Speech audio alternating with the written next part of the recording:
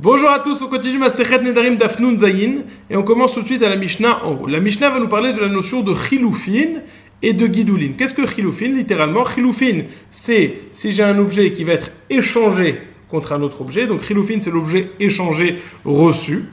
Et Gidulin, c'est ce qui va pousser de cet objet. Par exemple, j'ai un arbre et vont pousser des fruits, ou alors j'ai des fruits, je vais les planter et va pousser un arbre, la suite donc de cet objet. Ou alors, parce que grâce à cet objet, je vais l'échanger, je vais recevoir un autre objet en contrepartie, ou alors parce que de cet objet va pousser d'autres choses. La question est, lorsque je fais un éder de m'interdire cet objet, est-ce que les contreparties de cet objet, les chilufin vont être interdits? Et de la même façon, est-ce que les guidulines, ce qui va pousser de ce fruit, va être interdit ou pas? Nous dit tout de suite la Mishnah. Koinem perot aelu alai, konem hen alpi, konem hen lefi, asur bechilufen ou begidulen. Quelqu'un qui dirait, je m'interdis ces fruits, je les interdis ces fruits à ma bouche, ou alors je les interdis sur ma bouche.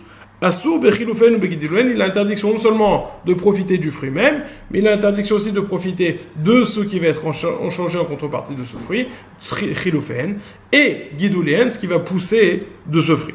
Ça, c'est uniquement s'il a dit konem perot aelu alai, s'il a désigné les fruits qu'il allait s'interdire. Par contre, s'il a dit konem perot aelu alai she'ani ochel ve she'ani toem, que je vais manger ou que je vais goûter, mutar bechilufen ou begidulen, dans ce cas-là, étant donné qu'il a précisé Shani Ochel ou Shani Toem, on comprend que ça vient limiter le neder uniquement à cet objet et pas à ce qui va être échangé. Donc c'est pour ça qu'il sera interdit de goûter et de manger ce fruit, mais il sera permis Bechilufen ou Begiduleen de ce qui va être échangé en contrepartie de ce fruit et de ce qui va pousser de ce fruit. Tout cela n'est valable, tout ce qui a été dit. Donc là, on a fait une différence. S'il a dit konem perot aelu alai, il est interdit complètement, même bechilufen ou begiduleen. S'il a dit konem perot alai, she'ani toem, she'ani ochel, il sera permis bechilufen ou begiduleen. Nous va nous dire la Gemara, la Mishnah va faire une distinction entre deux types de guidulines, deux types de choses qui poussent. Il y a des choses qui poussent où au moment où ça pousse, le shoresh, la racine de base, ce qu'on a planté, est complètement détruit. C'est ce qu'on appelle davar chez Zaro Kalé, dans une base où ce qu'on a semé est fini. Et donc, de ce fait, dans ce cas-là, on ne retrouve moins la base dans le résultat final. Quand bien même ça aurait poussé de ça, on ne retrouve pas l'élément de base dans l'état final puisque ça s'est détérioré par ce passage. Ça, c'est ce qu'on appelle d'avoir chez Zaro Kalé. On a autre chose, d'avoir chez En Zaro Kalé. On voit que la graine qui est plantée va rester et être même au bout du compte.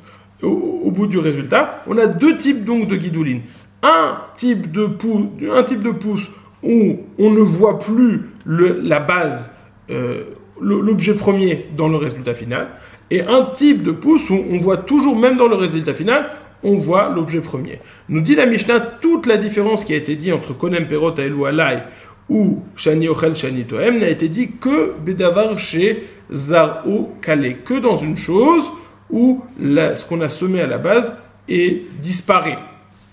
Et donc, on ne retrouve pas le résultat au bout. Dans ce cas-là, alors s'il a dit konem perot aelu alai, c'est interdit l'objet chilufin et gidulin. S'il a dit konem perot she'ani toem she'ani ochel, alors là, il sera interdit l'objet uniquement, mais permis de profiter des chilufin et des gidulin. Par contre, s'il s'agit d'un cas où c'est davar chez En Zaro Kalé, on retrouve ce qu'on a planté à la fin dans l'objet final. Alors là, selon toutes les opinions, quoi qu'il ait dit, Asur, afilou, begidoulé, gidouline, asurin, il sera interdit non seulement des guidoulines, de ce qui va pousser, mais même de ce qui va pousser, au deuxième stade, guidoulé, guidouline, cela sera quand même interdit. Premier cas. Deuxième cas de la Mishnah.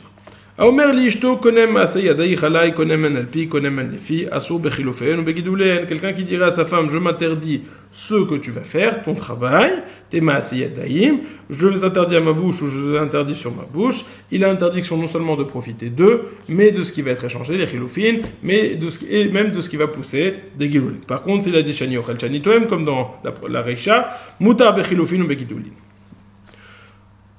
il y aura la permission de profiter des chilufin ou des gidoulin.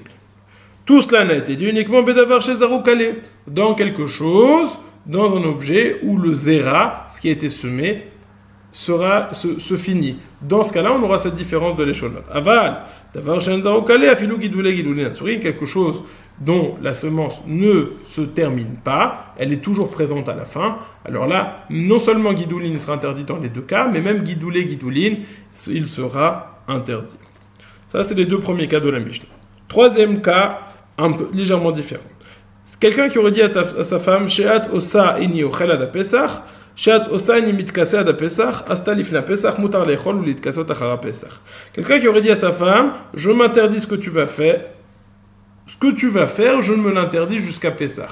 Est-ce que jusqu'à Pesach, a-t-il voulu dire, je m'interdis ce que tu vas faire jusqu'à Pesach, je me l'interdis complètement? Et donc, il sera interdit de tout ce qu'elle a fait jusqu'à Pessah. Ou alors, elle a dit, ce que tu fais, je me l'interdis jusqu'à Pessah. C'est-à-dire, est-ce que le jusqu'à Pessah se rapporte à l'interdit, ou alors se rapporte à ce qu'elle va faire? Nous dit la Mishnah, lorsqu'il a dit, She'at osa eini ochelat Pessah, ce que tu vas faire, je ne mangerai pas jusqu'à Pessah, jusqu'à Pessah se rapporte sur l'interdit. Par contre, c'est de la même façon, s'il a dit, She'at osa eini mitkasad Pessah, asta lifne Pessah, mutar lechol ou itkaset a Pessah. S'il a dit, de ce que tu fais, je ne vais pas me couvrir jusqu'à Pessah, alors, quand bien même elle aurait fait quelque chose avant Pessah, il sera interdit avant Pessah, mais il aura la permission de l'utiliser après Pessah. S'il a dit She'at osa ad Pesach eni ochel ve she'at osa ad Pesach eni mitkase, s'il a dit ce que tu fais jusqu'à Pessah, je ne mange pas. Ce que tu fais jusqu'à Pessah, je ne vais pas utiliser pour m'habiller, pour me recouvrir. Alors dans ce cas-là, si elle a fait quelque chose avant Pessah, astalifna Pessah, asur lechol ou litkasot achar Pessah, il aura l'interdiction de manger de cela et de se recouvrir avec ce qu'elle a fait, même après Pessah. S'il a dit à sa femme She'at netli la Pessah imolechet at lebet avicha dachal, s'il dit je t'interdis de profiter de moi jusqu'à Pessah, si tu vas chez tes parents, jusqu'à Sukkot. Si elle est allée avant Pessah, Al-Khalifna Pessah Asura Be'anato Ad Pessah, si elle est allée avant Pessah, alors elle a l'interdiction de profiter de lui jusqu'à Pessah, car l'interdit était limité à Pessah. L'Achara Pessah Beval Yachel, si après Pessah, s'il est allé, si ils ont profité l'un de l'autre, alors elle ne peut pas aller chez ses parents, de peur qu'elle va enclencher rétroactivement le neder et créer par cela un interdit. S'il lui interdit de profiter de moi jusqu'à Sukkot, c'est Sukkot, si tu vas chez tes parents jusqu'à Pessah, c'est-à-dire on se trouve ici avant Pessah, elle lui dit l'interdit est de maintenant jusqu'à Sukkot, si tu vas chez tes parents jusqu'à Pessah. Si elle va dans cette période de temps jusqu'à Pessah, alors elle a l'interdiction de profiter de lui jusqu'à Sukkot. Par contre, elle pourra toujours aller chez ses parents après Pessah, puisque ça n'enclenche plus rien et cela n'est plus interdit. Ok, les derniers cas de la Mishnah ont déjà été traités plus haut dans la Masechet avec une marloquette, à savoir lorsqu'il y a un tnaï et un éder, est-ce qu'on fait attention au éder, est-ce qu'on fait attention au tnaï. C'était une discussion que nous avons déjà eue et que donc par conséquent nous n'allons pas reprendre. La Gemara va se poser sur la notion de guidoun. Nous dit la Gemara, Omer li ishto konem aseyadai chalai konem hen alpi konem hen lefi, etc. Ishmael ishkvar yama vamrele ishkvar dima et la biyado. Ishmael, un homme qui habitait dans un village au bord de mer, et certains disent que c'était pas Kfar Yama, mais Kfar Dima, a posé cette question. Batzal, Shakru Beshvit, Venatu Bashminit, Verabu Gidulav al Ikaro, Veachika Mivayel. Gidulo, Eter, Veikaro Asur, Vekevan, Verabu Gidulav, Meikaro, Otan Gidulin, Heter, Malin et Aïsou, Olo. Nous avons un oignon qui a poussé pendant la Shemitah, pendant la Shvit, et donc qui est interdit. Et puis après la Shemitah, nous avons un oignon qui a poussé pendant la Shemitah, qui a une certaine taille, donc pendant la Shemitah, que nous avons arraché pendant la Shemitah, et que nous avons replanté la 8e année. Et pendant cette 8e année, il s'est développé. Donc tout ce développement par rapport à cet oignon de base, nous avons un Ikar qui est l'oignon de base, et le développement de cet oignon de base qui a poussé pendant la 8e année. La question que va s'opposer Ishvariyama, c'est comment on va traiter ce qui a poussé pendant la 8e année, sachant que ça a été produit sur la base de quelque chose d'interdit qui a poussé pendant la 7e année. Est-ce qu'on va dire, étant donné que ça a poussé pendant la 8e année, c'est permis? Ou alors va-t-on dire, si ça a poussé, certes ça a poussé pendant la 8e année, mais étant donné que c'est une prolongation de ce premier oignon qui était interdit, alors cela aussi sera interdit. C'est ça la question. Ce qui a poussé sur une base d'interdit pendant un moment permis, ce qu'on appelle guidouline, est-ce qu'on va dire, étant donné que ça pousse de quelque chose qui est interdit, alors cela aussi va être interdit? Ou alors on va dire, est-ce que étant donné que ça pousse à un moment permis, ça va être permis? C'est la question de Ishmael Ishkfariyama. Quelle est la façon dont il pose la question? Il dit, donc cet oignon, tachles, cet oignon qui a cette quantité de chevi'it, cet oignon qui a cette quantité de chevi'it, pendant la 8e année, mais une plus grosse quantité de guidouline. Si les guidoulines sont permis, alors on va dire que tout l'oignon est permis parce que c'est Batel Berov, il y a une majorité de permis, et donc tout l'oignon va être permis. Mais si on dit que ce qui a poussé est aussi interdit, donc tout est interdit et cela sera interdit. Donc c'est la question, comment traiter cet oignon dans les mots? Ishmael Ishkvariyama Vamrele Ishkvardima et Labiado. C'est posé la question. Batsal Sha'akru Bashvid Venatu Bashminit. Un oignon qui a été arraché pendant la 7e année et qui a été replanté pendant la 8e année. Verabu Gidula Valikaro, et ça a grandi de telle sorte que ce qui a grandi pendant la 8e année était bien plus gros que ce qui a poussé pendant la 7e année. Et la question est de se voir, est-ce que ce qui a grandi est permis, auquel cas cela annulerait ce qui était interdit de la 7e année. Vachikami Vayele. Gidula Veter Veikaro Asur, est-ce que les guidoulim sont permis et le premier est interdit, étant donné qu'il y en a plus, Vekevan de Rabu Gidulav Veikaro Atu Gidule Heter Ma'alin et Aisur. Étant donné qu'il y a plus de pouces que l'essentiel, que la base, et donc cela va annuler et cela va tout permettre, Ma'alin et Aisur, ça va permettre l'interdit. Olo, ou non, peut-être que les guidoulim qui ont poussé seront eux aussi traités comme le shoresh, comme la base, et les deux seront interdits, et donc tout sera interdit. Est-ce que cet oignon est permis en vertu des guidoulim qui vont annuler l'interdit parce qu'ils ont un din de rov, ou alors est-ce que cet oignon va être interdit parce que tout est interdit dans cet oignon? Atalekame des Rabbi Ami le avaient bien dit. Ils sont venus poser la question à Rabbi Ami, ils ne savaient pas. Atalekame des Rabbi Yitzhak Nafra, ils sont venus devant Rabbi Yitzhak Nafra. Pachat lemina d'Adama, Rabbi Chanina Trita'a. Amar Rabbi Yanaï, Batsal shel Druma shenat ou verabu gidula valikaro, mutar.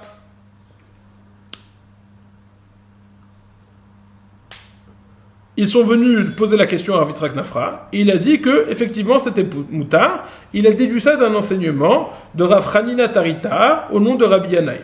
Qu'a-t-il dit? Il a dit, si j'ai un oignon de Trouma, que je plante et qui pousse. Alors là aussi, la base c'est Trouma, mais ce qui pousse n'aura pas le din de Trouma. Est-ce qu'on va considérer que tout n'a pas le din de Trouma, puisque... comment on va considérer ce guidoulim? Est-ce qu'on va considérer que ce qui a poussé c'est un din de Trouma comme le Ikar? Ou alors on va dire non, étant donné que ça a poussé normalement, ça n'a pas de din de Trouma particulier, c'est un din de Tevel, et donc étant donné que la majorité a un din de Tevel, tout a un din de Tevel.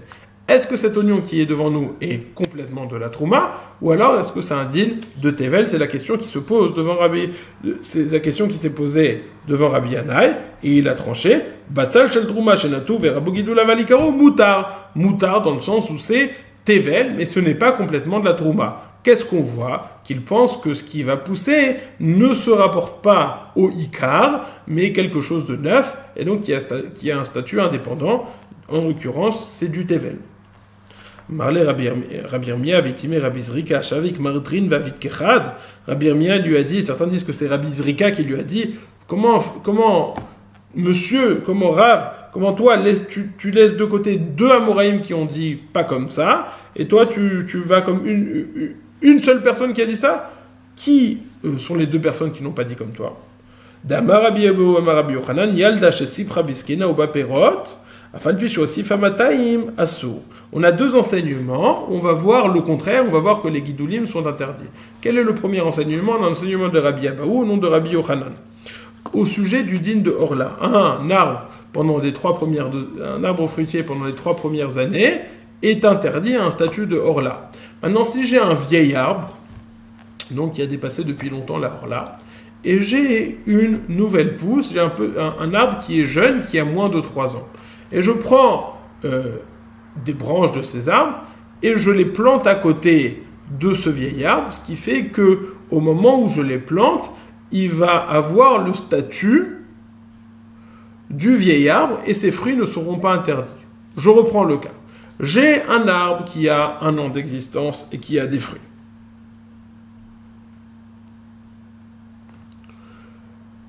Donc, il a des fruits qui ont le statut de Orla. J'arrache cet arbre avec les fruits, je le plante, je l'attache d'une façon ou d'une autre avec ce vieil arbre.